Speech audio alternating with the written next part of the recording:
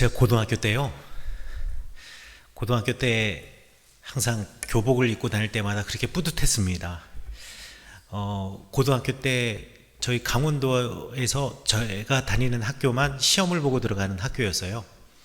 그리고 그때 당시가 교복 자유라에서 교복으로 이제 바뀌어지려고 하는 타이밍이었는데, 그때 저희 학교 교복을 입으면 하여간에 그 지역에서는 모르는 사람이 없으니까 명찰은 또 얼마나 멋있었는지, 명찰 대부분 여기다 이렇게 달고 다니잖아요.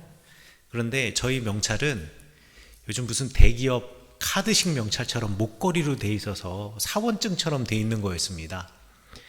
그래서 학교 끝나고 버스를 타고 집에 갈 때 그 버스에 다 저희 학교 학생들인데, 다른 학교 학생들이 그 버스에 오를 때가 되면 괜히 어깨에 힘이 들어가는 거예요. 그 옷을 입으면 마치 나도 그런 사람이 되는 것처럼 말이죠. 그런데 제가 그 옷을 입고 있다고 해서, 그 학교를 다닌다 그래서, 또 그런 명찰을 달고 있다 그래서 제가 정말 괜찮은 한 사람으로서의 괜찮은 인격적인 존재라는 것을 과연 그것으로 우리가 알고 판단할 수 있을까요? 그렇지 않습니다. 그렇지 않지만 괜히 그 옷을 입을 때마다 나도 괜찮은 사람이라고 생각하게 되는 그것 때문에 그냥 뿌듯하고 그냥 그것을 입고 괜히 가고 싶은 거 있잖아요. 그래서 학교는 타지에서 다녔지만 집으로 갈 때, 방학이 돼서 집으로 갈 때 되면요, 사복 입고 가도 되잖아요. 근데 괜히 교복을 입고 가요. 그리고 방학 때가 돼서 본 교회 가가지고 주일날 예배 드리잖아요. 괜히 그 교복을 입고 가가지고 주일날 예배를 드리고 있어요. 왜 그럴까요? 사람의 마음이 다 비슷합니다. 사실 저희 엄마가 그거 입고 가라 그랬어요. 저만 그런 게 아니라 어머니들도 다, 아버지들도 다 마음이 비슷할 것 같아요. 내가 보이는 겉의 모습으로 무언가를 드러내 보이고 싶은 마음. 갈라디아 교인들도 그랬던 것 같습니다. 갈라디아 교회 교인들은 예수 그리스도를 알므로 이미 구원을 얻었고 그 믿음으로 하나님의 자녀가 되었거든요. 그런데 율법이라고 하는 옷을 입으면 대단히 멋져 보이는 거예요. 율법이라는 옷을 입으면 행동거지도 다르고, 말하는 것도 다르고, 먹는 것도 다르고, 지키는 날도 다르고, 뭔가 다른 사람과 내가 달라 보이거든요. 그러면 괜히 내가 격이 있어 보인다라는 생각이 드는 거예요. 내 삶의 모습은 어떠한지, 나는 지금 어떻게 살아가고 있는지가 아니라 겉으로 보이는 나의 이 외형과 껍데기가 나를 치장해주고 숨겨줄 거라고 생각했기 때문에 그런 생각을 했던 것이 아닌가 합니다. 그때 바울 선생님께서 성경 말씀에서 말씀하셨던 것은 무엇이냐? 우리가 이미 하나님을 아빠, 아버지라고 부르는 주의 자녀 아니냐. 그렇다면 주님의 자녀처럼 살아가는 것이 중요한 것이지 왜 자꾸 율법이라고 하는 껍데기에 옷을 입으려고 하느냐. 그리고 그 옷으로 내 존재를 증명해내고 싶어 하느냐. 내가 자녀됨은 옷을 무엇을 입었느냐가 아니라 내가 어떻게 살아가느냐가 중요한 것이다 라는 것을 갈라디아서 4장에서 말하고 있습니다. 이 쉬운 이야기를 이렇게 어렵게 썼어요. 오늘 여러분에게 이 메시지를 전하기 위해서 여러분에게 책 한 권을 소개해 드리려고 합니다. 여러분들이 읽어보셨거나 내지는 꼭 들어보셨을 이야기. 미국의 소설가인 마크 트웨인이라고 하는 사람이 쓴 왕자와 거지라고 하는 책입니다. 아동 소설이에요. 여러분들 한번 읽어보시고 싶다면 저거 책 한 권 사시고 커피 한 잔 내리시고 앉아서 드시면서 천천히 읽어도 한 2시간이면 다 읽을 수 있는 책입니다. 한번 읽어보시면 또 여러분들의 교양과 소양을 쌓는 데도 도움이 될 거라고 생각하는데요. 내용은 이렇습니다. 같은 날 두 아이가 영국에서 태어났어요. 한 명은 왕궁에서 태어났습니다. 왕의 아들로 태어났습니다. 왕자지요. 이 아이의 이름은 에드워드고요.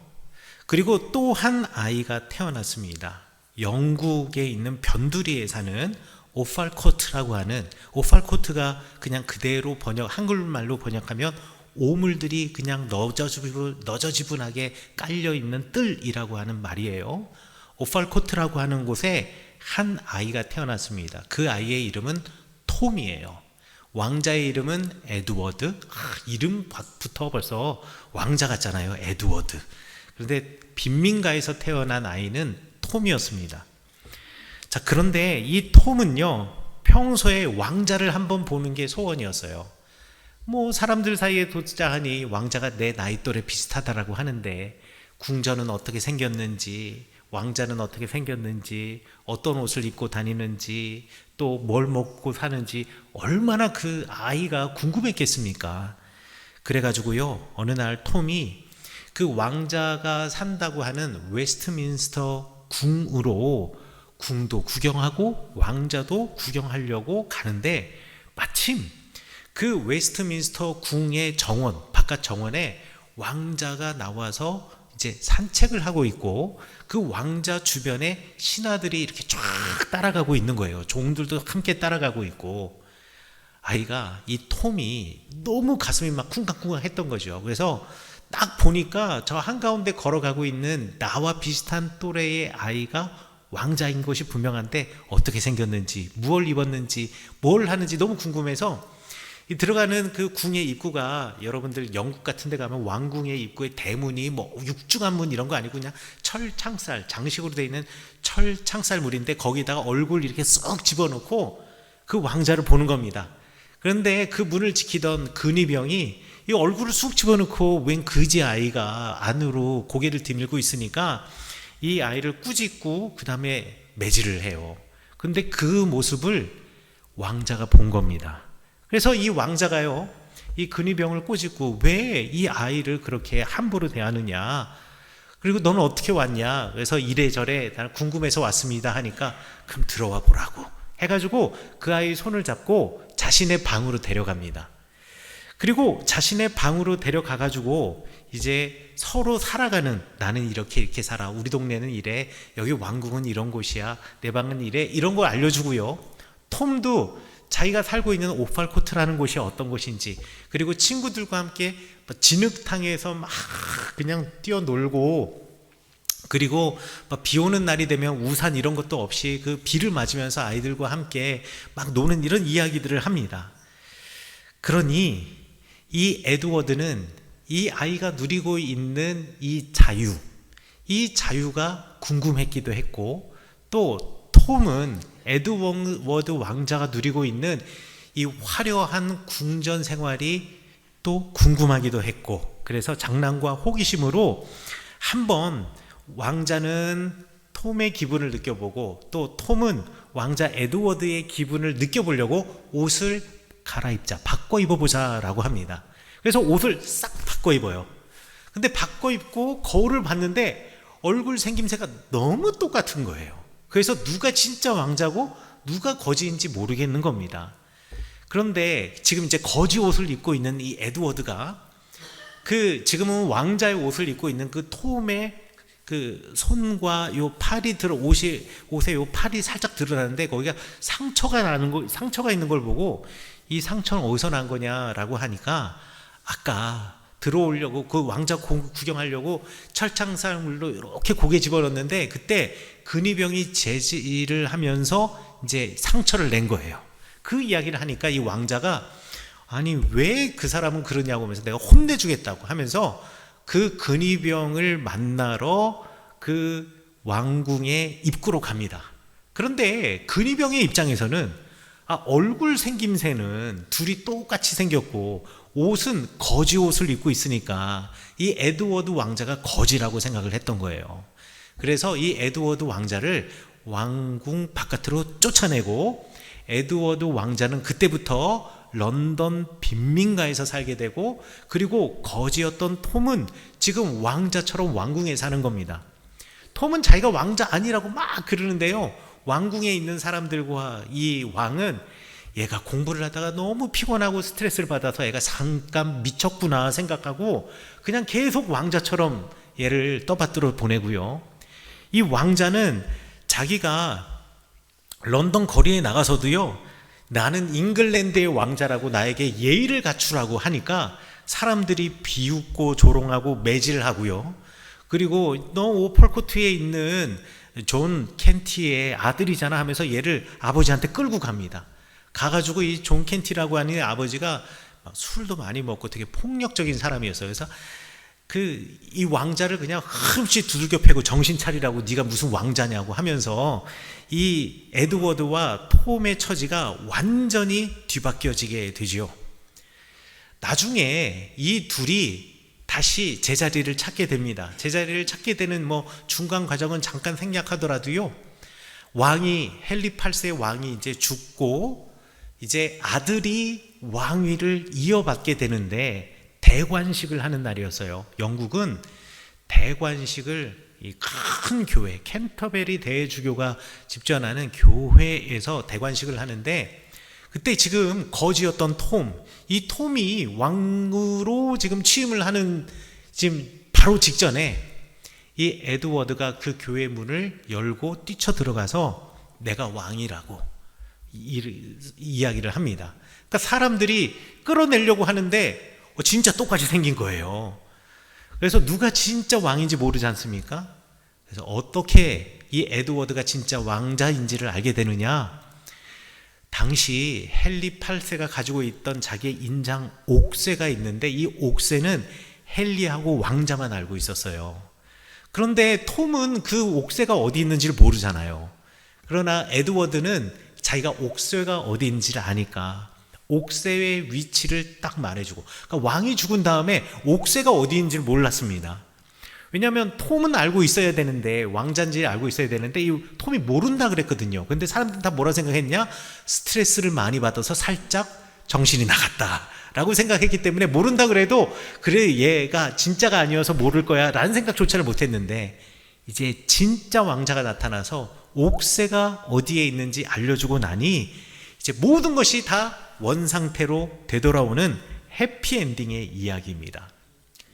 자, 그런데 이 이야기를 읽으면서 저는 왕자인 에드워드에게 꽂혔습니다. 이 땅을 살아가다 보면 우리가 환경에 얽매여서 진짜 나를 잃어버리고 진짜 나를 놓치면서 살아가는 사람들이 정말 많습니다. 이 에드워드는요, 거지 옷을 입고 왕궁 바깥으로 쫓겨나서 런던 빈민가에서 살았지만 그럼에도 불구하고 그 소설이 끝나는 그 순간까지 절대 왕자로서의 품위를 잃지 않았습니다. 거지들 소굴에 끌려갔거든요. 톰의 아버지가 이 에드워드를 데리고 가가지고 너 구걸해와, 그리고 너 훔쳐와, 이렇게 요구를 합니다.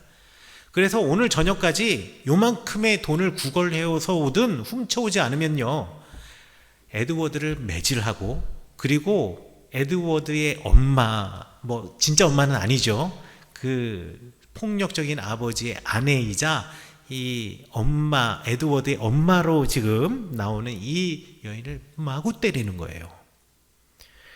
그런데도 불구하고, 그 매질을 맞으면서도 불구하고 에드워드는 늘 이렇게 생각했습니다.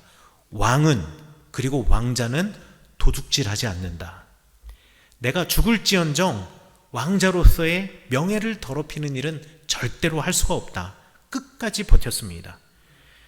엄청나게 심한 매질을 당했음에도 불구하고 굴복하지 않았던 거죠.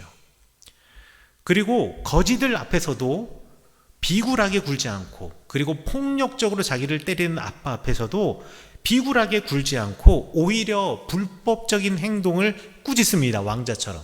이게 그렇게 하면 안 되는 거 아니냐고. 그래서 거지들과 그 빈민촌에 살고 있는 사람들이 야, 저 톰이 미쳤구나 라고 생각하면서 톰에게 야, 네가 마치 왕자인 것처럼 왕처럼 행동하는데 그래, 그러면 우리가 너를 푸푸 왕이라고 부를게. 푸푸 1세라고 부를게. 이 푸푸라는 게 뭐냐면 영어로 푸라는 말이 후라는 말이 겁먹들었다라는 뜻입니다. 너 거진 거 다 알고, 너 엄마 아빠도 내가 다 알고, 우리 서로 다 아는 이웃인데 갑자기 네가 왕자처럼 행동을 해? 그래가지고 겁먹든 왕이라고 해서 푸푸라고 이름을 붙여주면서 조롱을 했습니다. 에드워드는요, 모욕감을 느꼈지만 그렇다고 해서 절대로 그들과 동화되지 않았습니다. 오히려 에드워드는요, 그 때를 자기가 밑바닥 생활하면서 내가 왕자로서 경험해보지 못했던 일반인들의 삶을 경험해보는 기회로 삼아요. 사실 자기가 왕자로서 불평하며 살고 그 안에서 어떤 면에선 제멋대로 살아갔는데, 내가 왕자로 태어나서 왕궁에 사는 것이 이게 엄청난 특권이구나 라는 것을 그때야 깨닫습니다. 그리고 죄 없는 사람을 마녀로 몰아서 그 죄 없는 사람을 괴롭히거나 아니면 그 사람에게 부당한 대우를 한다거나, 또는 사소한 절도나 아주 작은 범죄를 했음에도 불구하고 힘이 없다라는 이유로 끔찍한 형벌, 화형이나 기름 끓는 그 가마솥에 그 사람을 빠뜨리게 한다거나 이런 벌을 받는 것을 직접 보면서 충격을 받습니다. 그러면서 이렇게 생각하죠. 내가 다시 왕자의 자리로 돌아간다면, 그리고 내가 나중에 왕이 된다면 자비로운 법을 만들고 억울한 백성을 없게 하겠다. 비록 왕자 에드워드는 거지의 옷을 입고 그 거지 빈민굴에 살고 있었지만 왕자로서의 자기의 품위를 잃지 않았던 겁니다. 제가 대학생 때 이제 군대를 제가 좀 일찍 갔다 왔어요. 그래서 대학교 1학년 마치고 군대를 갔다 온 다음에 대학교 2학년 때부터 이제 대학원 졸업할 때까지 당연히 군대 갔다 온 사람은 예비군 훈련을 받아야 되지 않겠습니까? 그래서 예비군 훈련을 받을 때가 되면 그때 당시 이제 차로 다 함께 모여가지고 저희는 학교가 서대문에 있었기 때문에 그 구파발 쪽에 있는 56사 예비군 훈련장을 가는 거예요. 근데 뭐 교통수단도 잘 돼 있고 또 학교에서 차도 준비해 놓고 뭐 해가지고 사람들이 알아서 이제 예비군 딱 가가지고 훈련을 받고 돌아오는데요. 여러분, 신학대학교에서 예비군 훈련 받으러 가는 사람들이 누구겠습니까? 대학원생들이면 다 어떤 교회에서 당시에는 다 전도사님들이었고, 그리고 비록 저는 학부생이기는 하지만 학부생들도 제 친구들 중에 많은 친구들은 좀 작은 교회에서는 전도사로 불렸고, 이제 저는 이제 한 부서를 담당한 총무였거든요. 어찌되었던 존중받는 사람들이었습니다. 그런데요, 어쩜 예비군복만 입으면 사람들이 그렇게 변하는지 모르겠어요. 다 전도사님들이고 괜찮은 사람들인데 예비군복 입고 딱 가는 순간 그냥 훈련장에서 오줌도 아무데나 싸고 아무데나 그냥 들어 눕고 앉고, 그리고 이제 끝나고 버스를 타고 학교로 와야 되거든요. 버스 정거장에 이렇게 앉아 있는데 모자도 삐딱하게 쓰고 있고, 근데 이제 훈련 다 받고 끝나고 가는 시간이 이제 5시에서 6시 사이잖아요. 5시에서 6시 사이인데 그 5시, 6시 사이가 되면 서울에 있는 중고등학생들도 다 하교할 시간 아니겠습니까? 여학생 지나가는데요, 휘파람 불고 뭐 난리도 아닙니다. 갑자기 군복을 입는 순간, 예비군복을 입는 순간 내가 전도사라는 거를, 내가 신학생이라는 걸 까먹고 있는 거예요. 내가 입고 있는 옷이 바뀌고 환경이 바뀌는 순간 사람이 다 바뀌어버리는 겁니다. 환경에 얽매여서, 환경에 따라서 진짜 내가 누군가를 놓치면서 살아가는 거지요. 자신의 위협을 무릅쓰고 부당하게 처벌받는 사람을 변호하거나 돕고, 나는 그렇게 살아가지 말아야겠다. 아니, 내가 나중에 왕이 되면 나는 오히려 이들을 보호하며 살아야겠다. 이들을 위한 법을 만들고 억울한 백성을 없게 하겠다. 이 에드워드 왕자의 생각은 정말 아이가 어떻게 이런 기특한 생각을 할 수 있을까 생각이 들 정도입니다. 에드워드는요, 거지의 옷을 입은 왕이지, 거지 모습을 하고 있는 왕자이지, 에드워드는 거지가 아니었습니다. 그는 비록 그 옷을 입고 그곳에 살고 있었지만 그곳에서 거지로서 내가 여기에 어떻게 적응하며 살 수 있을까, 이것을 배우고 습득한 것이 아니라 나의 백성들이 이렇게 부당한 대우를 받고 있었구나 하는 깨달음으로 끝까지 잠시 고난을 겪고 있는 잉글랜드의 왕자로서 그곳에 살아가고 있었던 겁니다. 환경에 휩쓸리지 않고 내가 나를 지켜낸 사람이 바로 에드워드이죠. 그래서 이제 대관식에, 그러니까 가짜 왕자가 왕이 되는 것을 막기 위해서 대관식에 문을 열고 딱 열고 교회 문을 열고 막 뛰어들어갔을 때, 경비병에 재질을 뿌리치고 뛰어들어갔을 때 수많은 귀족들이 내가 진짜 왕자다라고 했을 때 다 모멸적인 언어와 그리고 그 눈빛을 보냈지만 귀족들 앞에서도 품격 있게 왕자로서의 기품을 잃지 않을 수 있었던 것, 이것은 그가 어느 곳에 있었든지 내가 잉글랜드의 왕자이고 장차 왕이 될 사람이라고 하는 자기의 정체성을 잊지 않았기 때문에 가능했던 일입니다. 에드워드의 환경은 바뀌었지만 자신이 누구인지를 잃어버리지 않았기 때문에 왕이 될 수 있었던 거지요. 여러분, 예수님이 그런 분이었습니다. 우리 예수 그리스도께서는 왕의 아들이었지만, 하나님의 아들이었지만 이 땅에 오셨습니다. 그러나 인간 예수 그리스도는 이 땅이라고 하는 환경에 얽매여서 자신의 소명을 놓치지 않으셨던 분이셨습니다. 이 땅에 하나님의 아들로 살아가면서 인간의 모습, 가장 낮은 자의 모습으로 이 땅에 살면서도 품위를 지키셨고 품격을 지키셨던 분이셨습니다. 자기가 가지고 있는 능력, 하나님이시기에 내가 할 수 있는 능력을 나의 배를 채우는데, 나의 내가 편리함을 누리는데 사용하지 않고 모든 이들을 위하여, 특별히 더 어려운 이들을 위하여서 격조 있게 사용하셨던 분이, 품격 있게 사용하셨던 그 품이 있었던 분이 예수님이셨습니다. 내 백성이기에 내가 그들을 품는 마음 가져야겠다.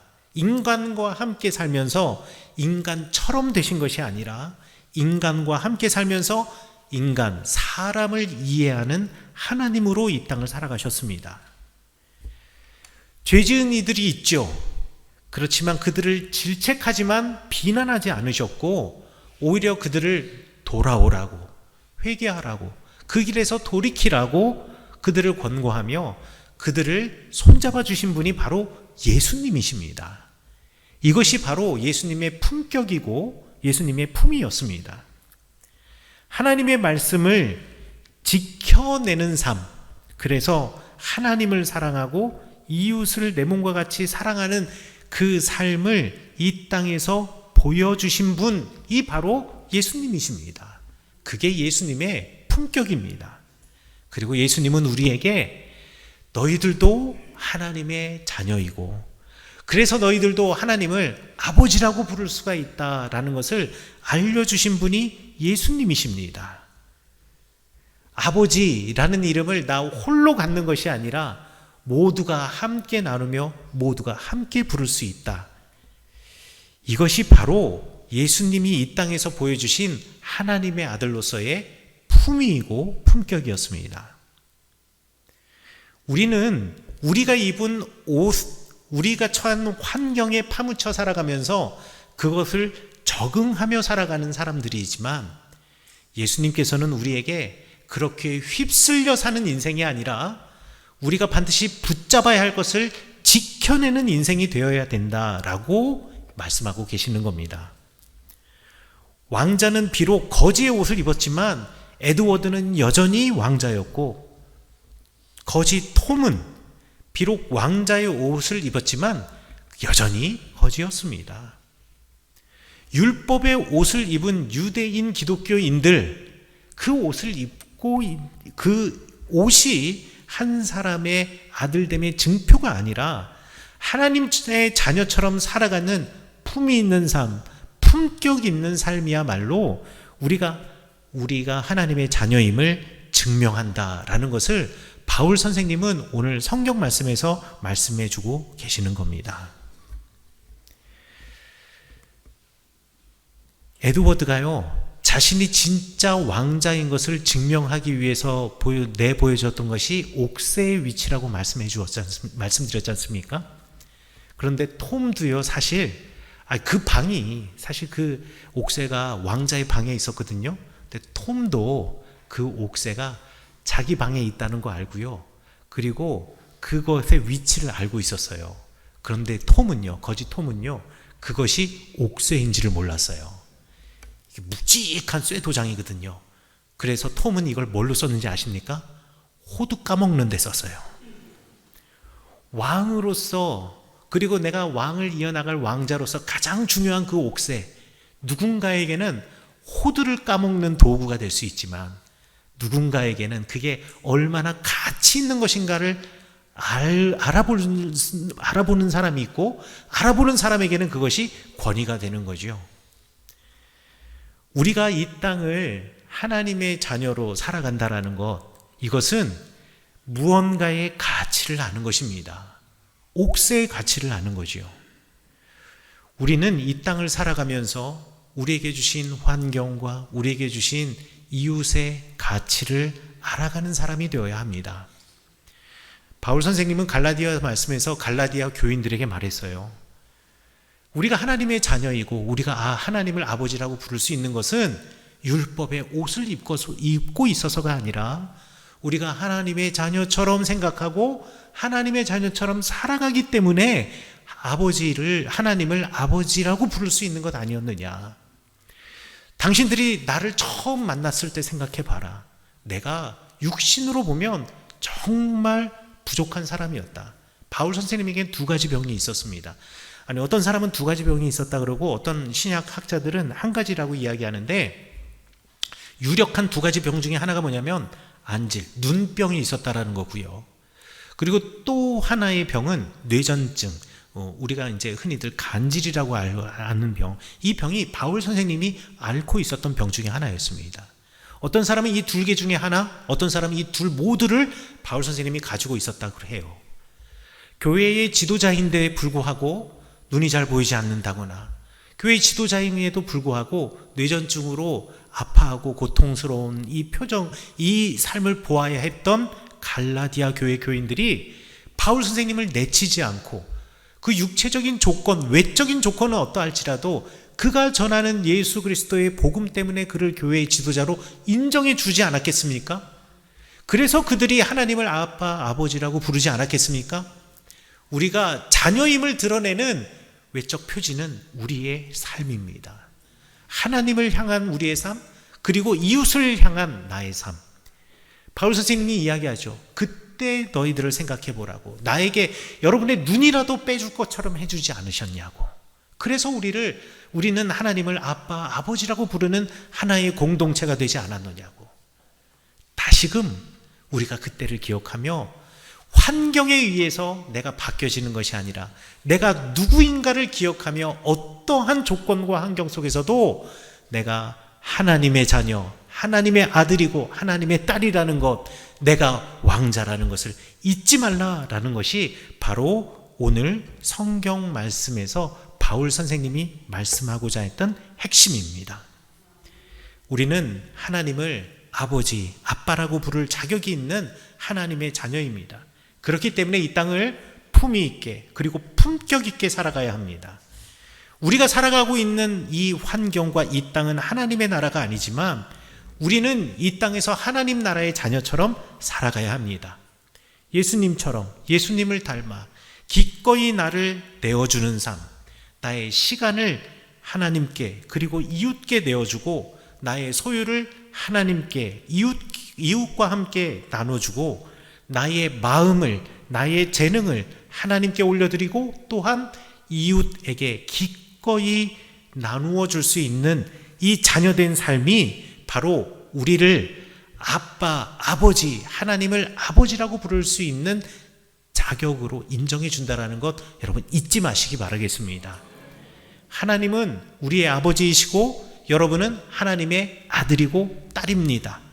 어느 곳에 있든지 여러분들이 아들이고 딸이며 하나님 나라, 왕이신 하나님의 나라에 왕자이며 공주임을 잊지 않으시는 여러분 되시기를 간절히 축원합니다. 그리고 기꺼이 그 왕자의 삶, 공주의 삶, 자녀의 삶을 이 땅에서 지켜내시는 여러분 되시기를 간절히 축원합니다.